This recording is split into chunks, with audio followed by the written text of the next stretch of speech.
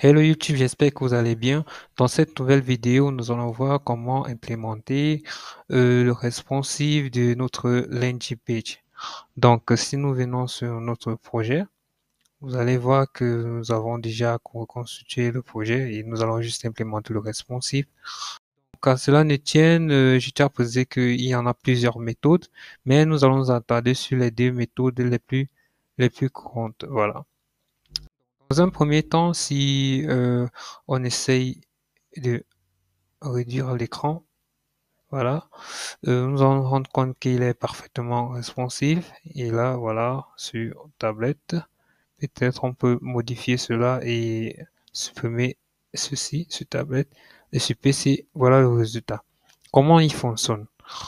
Pour l'implémenter, c'est tout à fait simple. Déjà, si vous venez sur la page, sur chaque composant, vous allez vous rendre compte qu'il y a à chaque fois cet élément responsif, voilà, qui sont au nombre de 4. Et téléphone, tablette, rotation et desktop. Donc, comment les configurer? Par défaut, lorsque vous créez votre compte Flutterflow, fait la configuration à votre place. Mais vous pouvez bien évidemment venir ici dans l'onglet Thème et Settings, puis dans Design System et venir là modifier les tailles de vos différents écrans. Voilà. Bon, après, nous allons rester sur la configuration par défaut et venir respecter les conditions, venir implémenter nos conditions en fonction de ces propriétés-là ou bien de ces valeurs-là. Voilà. Donc, comment il fonctionne? C'est très simple. Déjà, vous allez vous rendre compte qu'ici, on a coché ne pas afficher sur téléphone et sur tablette. Voilà. Donc, en gros, l'élément ne doit pas être visible entre 479 et 767. Donc, si on fait un essai ensemble, voilà, on va mettre l'élément responsif. Au fur et à mesure qu'on va diminuer l'écran, voilà, l'élément la photo du droit va disparaître. Et si on vient par exemple ici, on décoche là pour que ce soit visible sur téléphone et sur tablette, voilà, vous allez vous rendre compte qu'au fur et à mesure qu'on va scroller, la photo sera toujours là.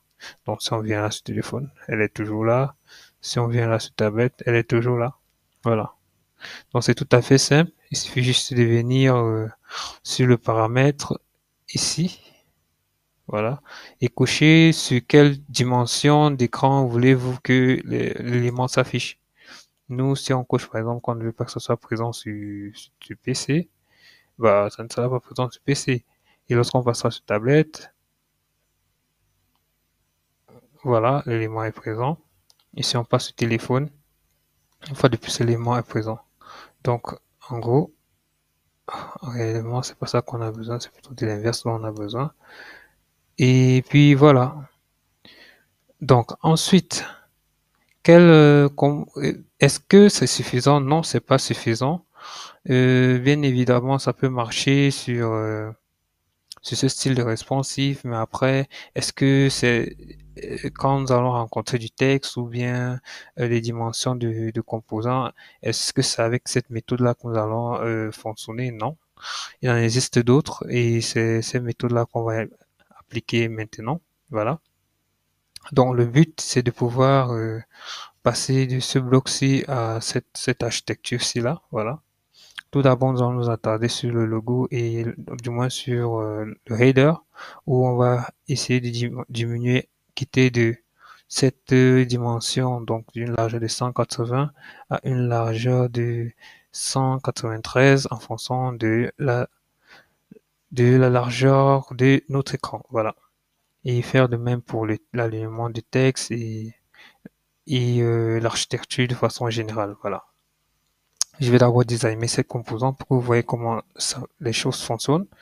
Comment faire pour pouvoir dimensionner, designer ce composant, c'est assez simple. Donc je vais venir ici, je vais rajouter mon composant. Voilà. Une fois que c'est fait, je vais l'élargir totalement. Vous allez vous remarquer qu'une fois que j'ai élargi totalement, il a pris tout l'écran. C'est pas ce qu'on veut. c'est proche de ce qu'on veut, mais c'est pas entièrement ce qu'on veut. Nous, ce qu'on veut, c'est que il y ait cet espace vide-ci. Pour ce faire, je vois souvent des personnes mettre des left et des right, des valeurs au niveau de la gauche et de la droite. Non, c'est, c'est, ça peut marcher, mais c'est pas la meilleure pratique. La meilleure pratique à faire, c'est de déterminer une taille maximale d'écran. En déterminant une taille maximale d'écran, ça fait en sorte que lorsque vous essayez de rétrécir comme ça, vous voyez, il n'y a pas de blocus, il n'y a pas il n'y a pas de largeur, ou bien il n'y a pas de largeur supplémentaire du moins. Imaginons que j'avais mis de la largeur, par exemple, si j'avais mis ici 50, comme beaucoup le font, ont l'habitude de faire. Lorsque j'allais essayer de réduire, vous allez voir, là, il y a totalement un blocus, ce qui n'est pas très très plaisant. Dans notre cas, ce que j'ai fait en premier, c'est que je viens là, comme le composant parent ci, je vais déterminer une largeur maximale. Donc la largeur maximale sera de 1300. Je fais la même chose ici. Voilà. Une fois que je mets à 1300, vous voyez, ça rétrécit. Donc la largeur maximale ne peut être que 1300. Ensuite, je vais venir rajouter une top. Peut-être je peux mettre la top à combien? Ok, je vais mettre la top à 40. Voilà, je vais rendre mon composant scrollable. Voilà. Je vais essayer de m'assurer que la hauteur est respectée dans 166, 166, ici 166. Voilà, ça fait quand même beaucoup. Ça fait quand même beaucoup pour... je vais mettre à 140. 140, je mets les bordures de 10 et ensuite je continue avec mon design. Je viens là, je coche là, je mets les bordures de 10. Voilà. Ensuite, je vais rajouter du texte. Je n'ai qu'à copier ça. Je mets là. Paf. Et ensuite, je vais rajouter là une wrap. Pourquoi la wrap? Vous me direz, vous allez vous poser la question pourquoi la wrap? C'est parce que j'aimerais que lorsque l'écran diminue, ça puisse aller à la ligne. Du moins, les éléments puissent s'aligner automatiquement. Voilà. Donc, c'est pour ça que je vais essayer de mettre la wrap là et mettre mes éléments de design à l'intérieur. Donc, je prends le texte là, je copie le texte, voilà. 24, 600. Je vais retirer ça. Je mets ça là. CTRL A, CTRL V. 24, 600. Couleur blanche.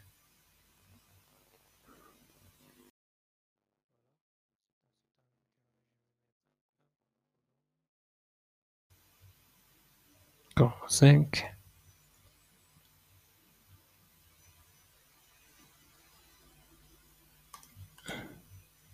60 ici. Je sais pas de noir pur.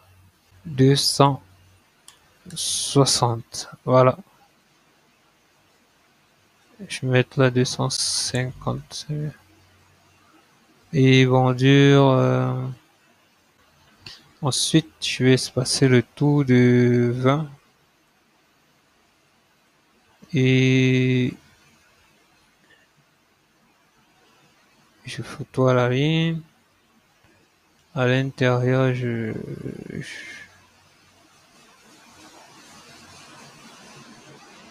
mets tout là à 30. Voilà. Nous allons continuer par L'implémentation du responsive, débutons premièrement par le header, voilà. Si on observe la maquette, qu'est-ce qu'on a là? Voilà. On va commencer par passer de là à là. Comment ça fonctionne? Je vais commencer par le logo. Donc la taille du logo ici est de 180 sur tablette. Donc ce PC, je vais essayer de passer à 93. Voilà. Comment ça fonctionne? Il suffit de cliquer sur le logo, venir sur paramètres. Voilà, on va cliquer là. Et vous allez avoir cette propriété ici, responsive value. Voilà. Lorsque vous cliquez sur responsive value, qu'est-ce qui apparaît? Ok. Ce qui apparaît là, ce sont des dispositions que peuvent prendre, du moins ce sont des paramètres que peuvent prendre votre largeur en fonction de l'écran ou bien en fonction des devices. Donc si on vient là, nous allons voir small, medium et large. Small correspond respectivement à l'écran de votre votre téléphone. Donc, en gros, si vous venez ici, vous mettez 93, là, ça veut dire que lorsque votre écran ou bien la largeur de votre écran sera sur small dans ce téléphone, la largeur de votre composant sera à 93. Ici, nous n'aurons pas besoin de diminuer, sauf, bon, disons sur tablette, on peut passer de 181 à 150, par exemple. Et sur desktop, on va rester sur 181. Voilà. On fait de même ici, 181. Et on va save tout. Et en hauteur, on va faire le même travail. En hauteur, on va passer de combien? On va passer de 51 à 26.35. Donc, je vais mettre la 27 directement. Donc, je viens là, responsive value. Disons, sur téléphone, je passe à 27. Sur tablette, je reste sur du 51. Je fais la même chose sur desktop, je reste sur du 51. Par défaut, je laisse à 51. Je valide le tout. Et puis, je vais continuer avec cette partie où il sera question pour moi d'essayer de faire disparaître ça pour convertir en menu burger. Voilà. Comment ça marche? Je vais rajouter d'abord le menu burger à la fin. Donc, ça a une icône, bouton, voilà. Une fois que c'est fait, je vais passer là à 50. 50, j'ai retiré ça, je mets là à 5, bien à 0. Et ici, je mets menu.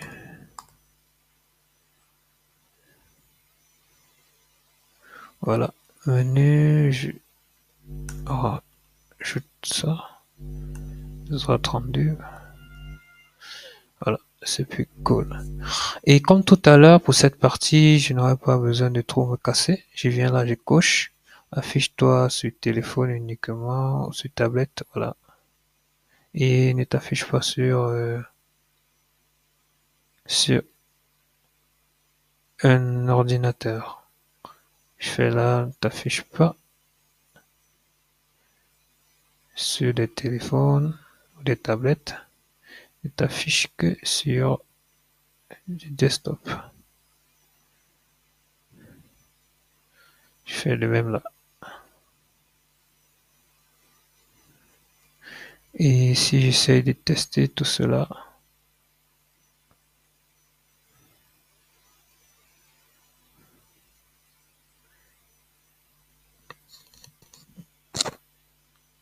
voilà,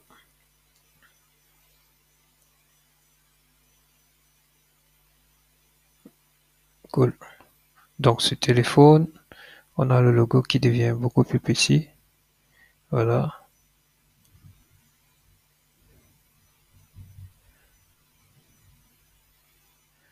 Et sur desktop, on a le logo qui est très grand. Sur tablette, bon, ça va dépendre de la dimension.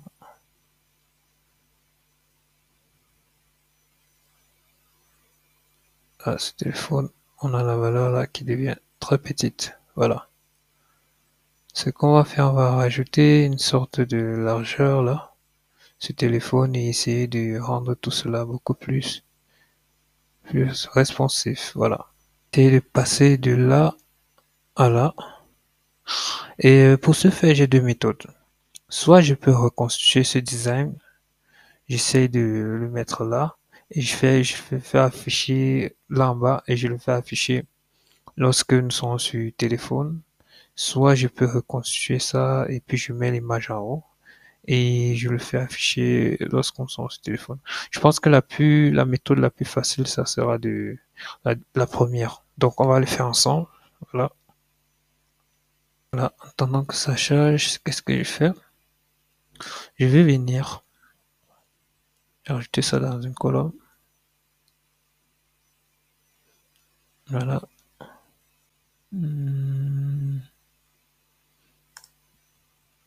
Ok. Ensuite, je viens là et j'essaye de copier ça.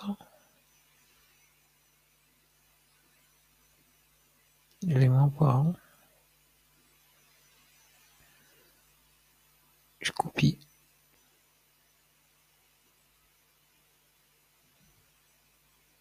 Ok, colle. Ensuite, donc comme j'expliquais tantôt tout à l'heure, on va venir rendre l'élément scrollable, voilà, et se baser de ce composant qu'on a déposé là pour pouvoir implémenter ce bloc-ci, ce groupement-ci, et le faire afficher lorsqu'on sera sur téléphone, puis réduire cette image pour qu'il soit adapté à la taille de notre écran. Aussi simplement que cela. Donc là, on est sur de la même dimension, on passe de 70 pratiquement à 35.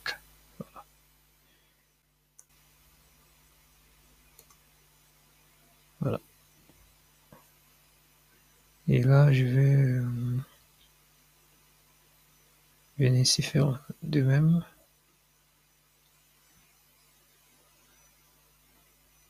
Sauf que là, je vais mettre un header de 20. Et ici, je vais mettre 40-40. Voilà.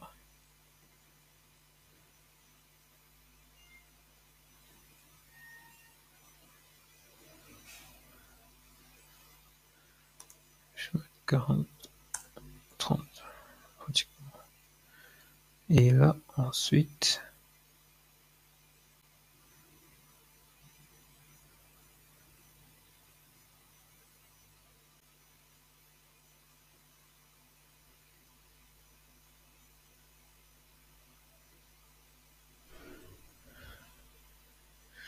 je vais là 40 du coup. Voilà. Voilà. Ici, je vais poser une condition. Je n'ai qu'à venir là. 80.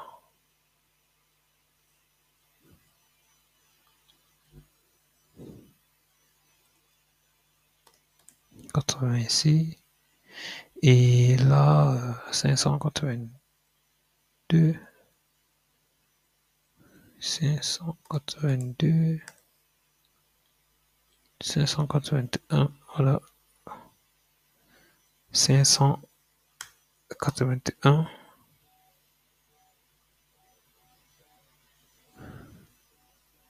581.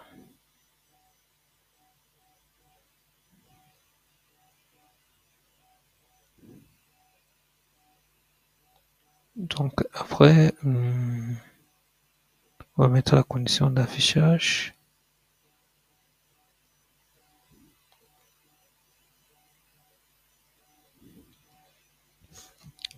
Pour dire que si on est sur toute autre chose que si on est sur desktop, ça ne sera pas visible. Voilà. Et si on essaye tout cela ensemble, et voilà.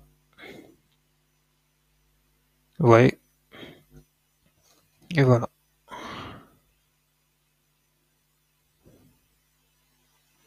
Donc, voilà l'élément sur tablette et sur téléphone.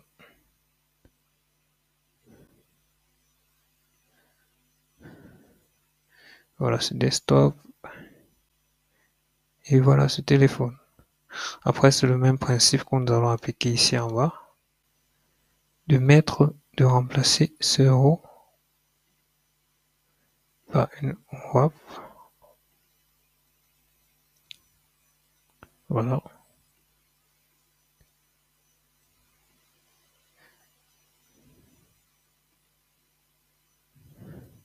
Espacer les éléments.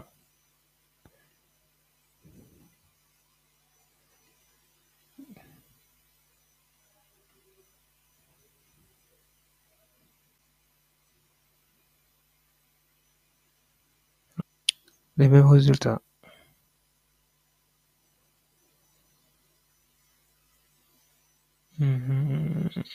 Ok. Ce que je vais faire, je vais dupliquer ça.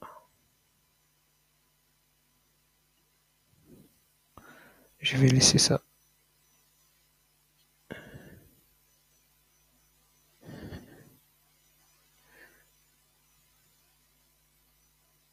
Présent sur tablette. Mais ça, par contre,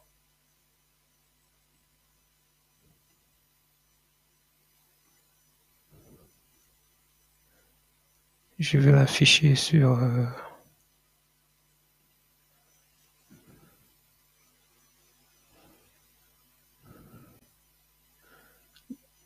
ce mobile.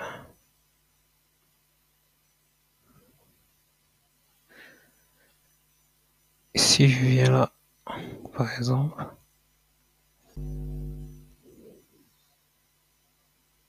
super.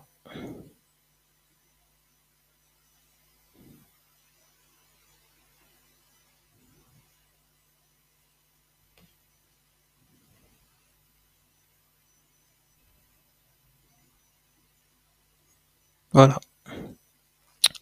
Donc en gros, c'est de cette façon que vous pouvez appliquer le responsive sur vos landing pages ou bien sur vos sites si vous décidez bien évidemment de vous servir de Flutterflow pour la conception de ces derniers. C'était Brandon. Ciao.